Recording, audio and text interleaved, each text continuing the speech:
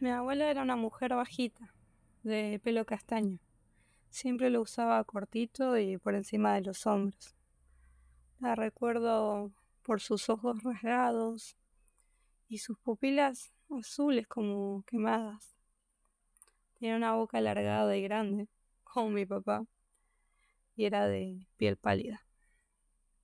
Cuando iba a visitarla siempre me paraba en el umbral de su casa y me agachaba para darle un beso. Ella siempre me agarraba desde los hombros y me pedía que me quede quieta, así me podía ver mejor la cara. Tenía una voz serena y hablaba en un tono calmo, casi como un arroyo. Siempre estaba bien vestida y con sus zapatos talla 35 hechos a medida. Era una mujer de fuertes convicciones y se enojaba cada vez que mi tía o mi papá le querían ayudar en algo. La recuerdo también cuando celebrábamos nuestros cumpleaños juntas. Solo nos llevábamos 2 días de diferencia. A veces me avergüenzo de olvidarme de recordar el suyo. 16 de mayo, no es muy difícil. Recuerdo que lo festejábamos juntas, yo tenía una torta, ella tenía la suya. En esos momentos todo estaba bien, estábamos juntos, pero tiempo después de que ya se fue, comencé a hacerme muchas preguntas. ¿Quién era mi abuela? ¿Qué le apasionaba? ¿Cuáles fueron sus miedos, sus aciertos, sus errores? Y esto es lo que me pregunto. ¿Quién fue María Urbelina Tejada?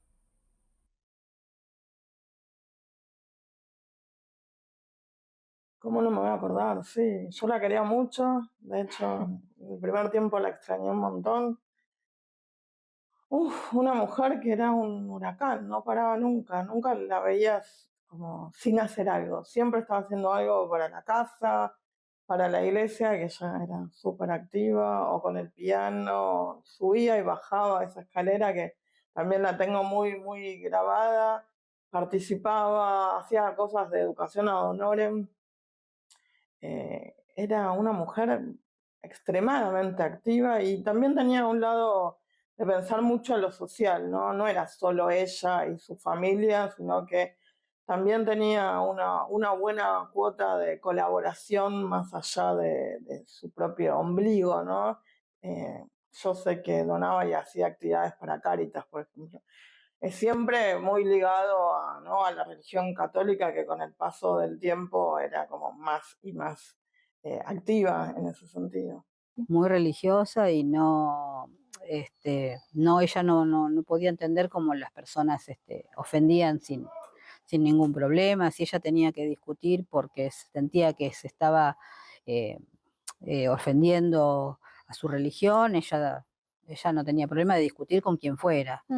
Este, es más, se enojó una vez con un primo porque el primo le dijo que las monjas eran mujeres inútiles que no hacían nada, y mi mamá casi se lo come vivo. Entonces, ¿cómo? Pero bueno, así era ella, tenía esas convicciones fuertes en lo que ella pensaba y defendía, sin ningún problema.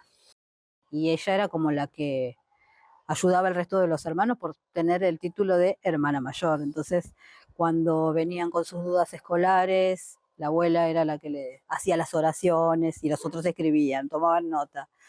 Y bueno, nada, ella creció como con mucha responsabilidad ya, porque las familias con muchos chicos es así, el que es mayor es el que más ayuda al resto. Después, más o menos, ella habría tenido, no sé si 20 años, vino el terremoto de San Juan del año 44, el primer terremoto de San Juan, donde se cae toda la ciudad de San Juan. Inclusive ella me decía que estaba sorprendida de que la casa de gobierno, la iglesia principal, y que todo haya sido de adobe, no era de cemento como ahora, no, era todo de adobe. No estaba preparada la ciudad como para soportar un sismo de la graduación que fue eso, que tiró toda la ciudad. Pero sí sé que a raíz del terremoto ellos tuvieron que venir para Buenos Aires. Mira, ella trabajó en un banco mucho tiempo. Sí. Sé que por plegarse una huelga la despidieron en ese momento. Eh, pero bueno, después ella también trabajó en fábricas porque venidas de San Juan no tenía mucho, viste, de dónde trabajar. Sí que trabajaba en fábricas y ella lloraba porque pensaba, ¿por qué yo tengo que estar trabajando acá con gente por ahí mal hablada? Ella lo que tenía que era nunca decía malas palabras, por eso se enojaba cuando nos escuchaba. A nosotras no toleraba eso, entonces la falta de respeto y esas cosas. Era pariente de José Espejo, era un primo. José Espejo estuvo en la CGT y él Mm, sabía que Eva Perón estaba buscando chicas para para sí, empezar a eso. hacer conocido, ¿no? El partido y Mm, demás. Las hijas, la que más podía servir como para la parte política era la abuela María, bueno. porque ella agarraba un tema y lo seguía y lo discutía y no tenía problema. En cambio, las otras eran un poco más calladas y demás. Bueno, y él es un poco el que la hace entrar en el tema político y la presenta, como quien dice, ¿no? Mm.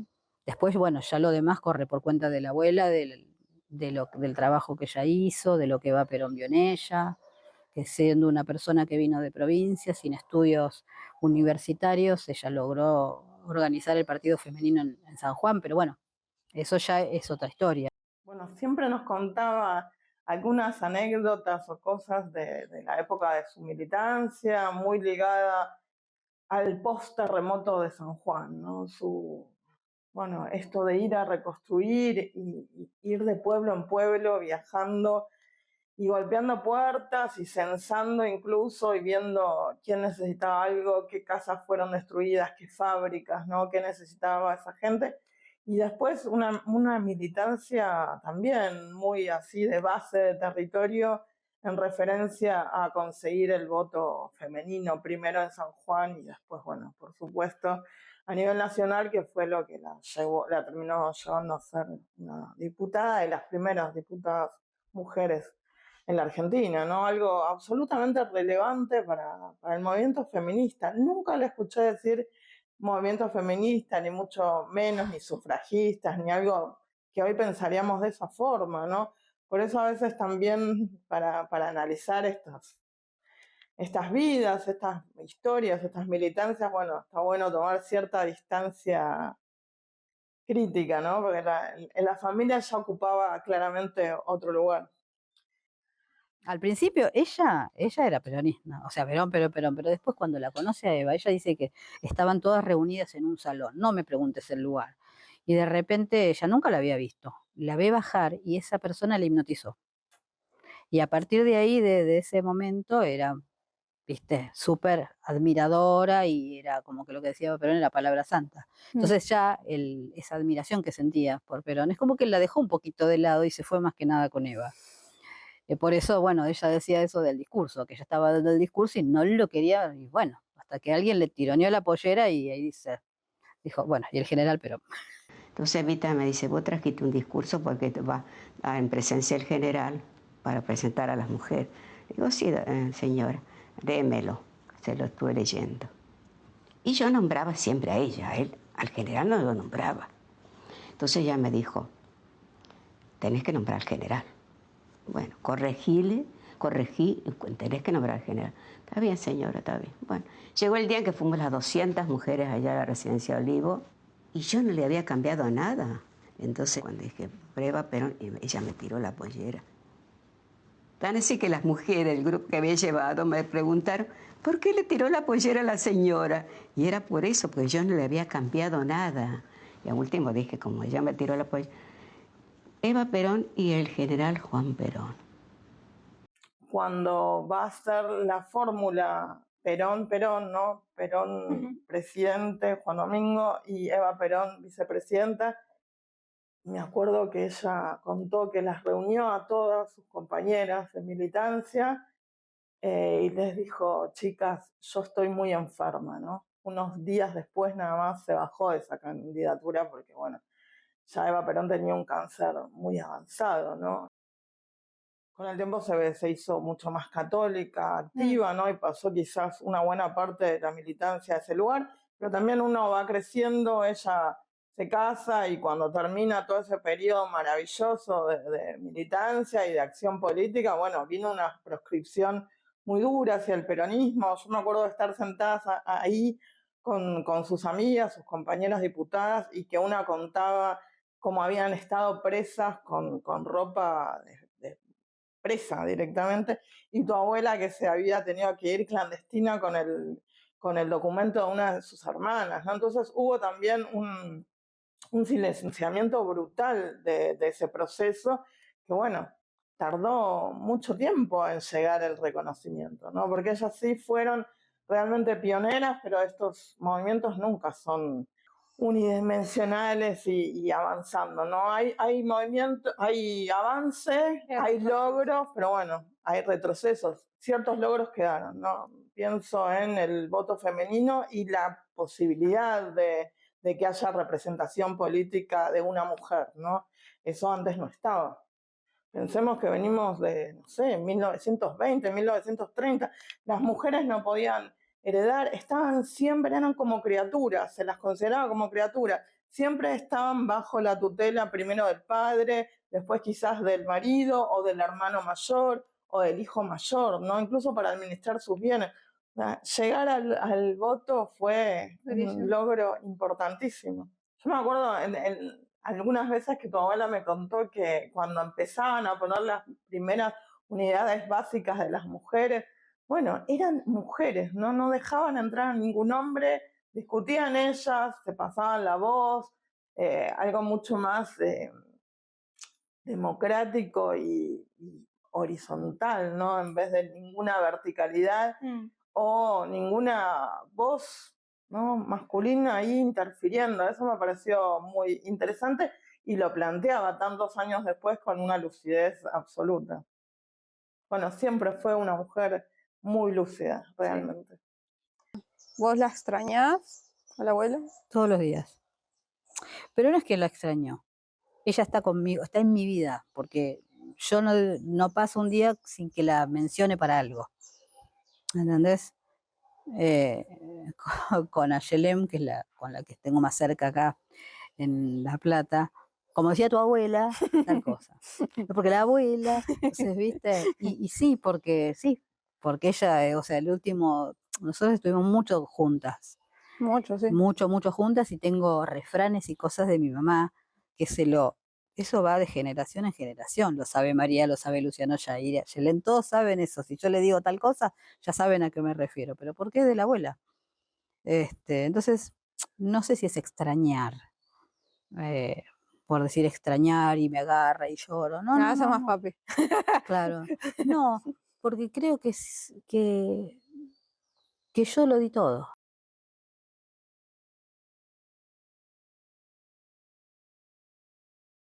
Abuela, hoy siento que te conozco un poco mejor.